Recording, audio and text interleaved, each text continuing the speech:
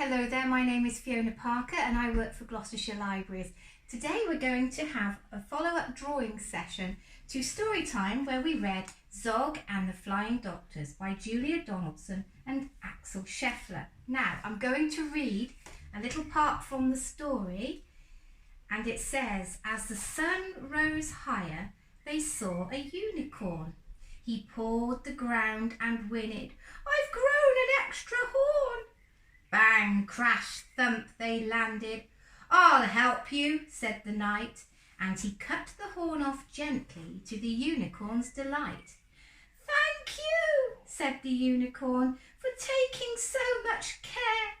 And the team of flying doctors sped away into the air. So we're going to draw a unicorn today. Now we'll have the paper at landscape. And I'm going to confess that these aren't the easiest things to draw. So I do have a way to make it easier for you, which I will explain as we go on.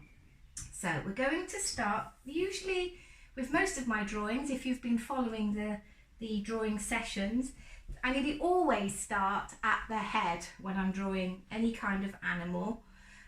So we're going, as for my usual style, we're going to start with the head of our unicorn, and it is basically a horse shape. So we're going to come down here and do and it's very hard to explain how to draw this, so I hope you'll just be watching this carefully at this point. So it's a shape like this, and then we're going to put in that all-important horn, because after all, that is what distinguishes a unicorn. There we go. So we'll put in our little unicorn's horn, and then we're going to put in some hair just to that point like that. Then what I want to do is come back to this point and draw in an ear. And once you've got that ear in, and just do a shape like that, you've got the starts of your shape emerging. So then what we can do is come back down to here and finish that shape off. So there you have your horse's head just starting to show there, and put in that ear. And then the beauty of drawing unicorns is that they have this beautiful mane of hair. And it's one of their sort of distinguishing factors, along with their horn, this beautiful flowing hair. So we're going to put in some lovely flowing hair. And this last piece is going to sweep all the way around to the front.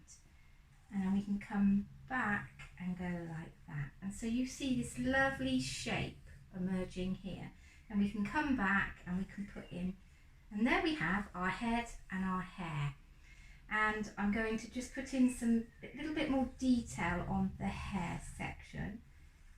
And when you come to colour this in, this is where you can really have fun, and you can put in lots of different colours. So you can put in rainbow colours on the hair, or whatever colour that you want. But this is where you can really have some fun with this. And then we're going to put in a lovely eye, and we're going to give our unicorn eye some little eyelashes as well. So there we have the head of our unicorn. I'll just put in a bit there. Give her a slightly happy face. Okay. Right, so then this is the bit that I always dread, because it is actually quite hard to draw the body of a horse or any kind of shape like that. So this is where it can go wrong. But I have got a way of showing you how to rectify that if you make a mistake. So I've just put in the back part of the unicorn, and again this lovely swishy flowy tail. And you can echo what you've done onto the mane with the tail as well by adding some lovely lines. And again, when you come to colour this in, you can have quite a bit of fun with colouring that area in. Now we're going to go from where we finished off with the tail there, we're going to come round and we're going to put a leg like this. Then we're going to come over here, and then we've got our first back leg in, and we can then put in the feet, or the hooves. And I'm just going to colour the hooves in for now black. Obviously you can leave them whatever colour you want, but for this demonstration I'm just going to put that in. Then we're going to come back to the front, because we want to finish the front part of the horse, the unicorn. And it doesn't matter if it looks off centre, because the beauty of drawing any kind of magical, mythical type creature is that you can put things around the picture to offset anything that looks slightly odd. And then we'll come back and we're going to put in our section like that. And then we'll put in the other back leg, which will just sit behind the one in front. So you don't have to draw the whole of the leg. And then we'll put in the last front foot, and we'll have it angled like this.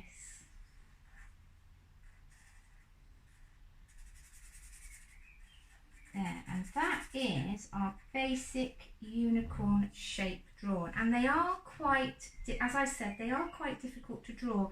This one has actually turned out a little bit fatter in the body than I would have liked. Ideally that line should have gone a bit higher up, but I'm going to show you in a moment how it doesn't matter if you make a mistake, because I want you to just have a go at doing this and try drawing things that you maybe wouldn't normally tackle because you're worried that you're going to go wrong, and it doesn't matter.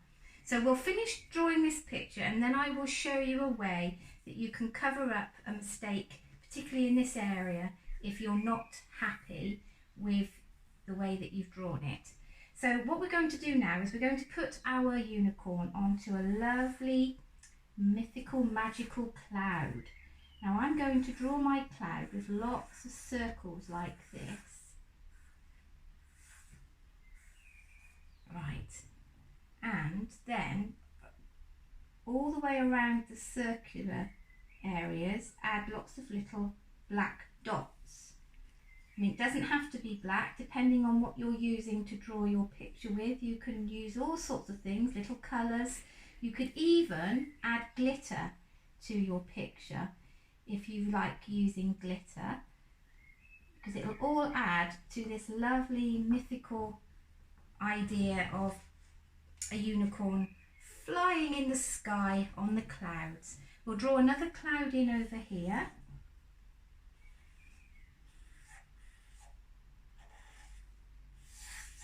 Have fun with these shapes. They're basically just swirls. And then add in your dots like this. I'm trying to be a bit quicker for this drawing, just so that it doesn't take too long to show you, but when you're doing this one at home, do take care and time over it, because it will be worth it if you take a bit of care over it. And we'll add in another one up here.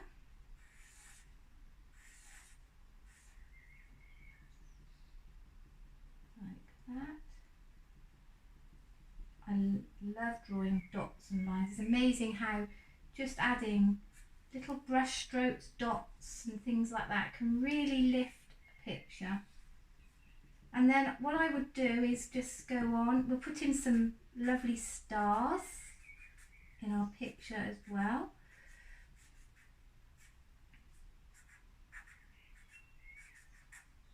Put some stars, just random places.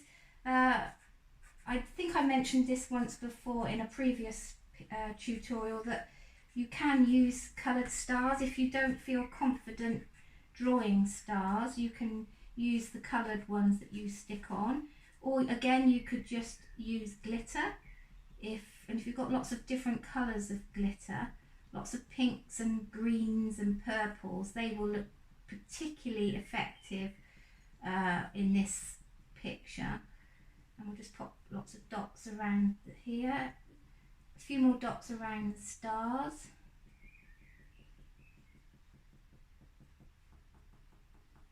So it really builds up a lovely magical impression, and I'm going to leave it at that for today's demonstration, but I wanted to just show you how, if you make a mistake with your picture but you've done areas of your picture that you're happy with, but then maybe you've made a mistake on this section, which is very easy to do, you can make another cloud and pop that over the area that you've made a mistake. So if I've made a terrible mess of drawing the bottom part of my unicorn, I could pop that onto there and nobody would know any different. So that is a good little trick for how you can cover up a mistake you've made and nobody would ever know. And you could even build your picture up with lots of these added stuck on clouds if you wanted to anyway. So I do hope that you will attempt that one. As I said, they can be tricky to draw, but please do have a go. And if you want to send any of your pictures in to the Gloucestershire Library's Facebook page, we would love to see them. Take care, and I will see you again very soon. Bye-bye.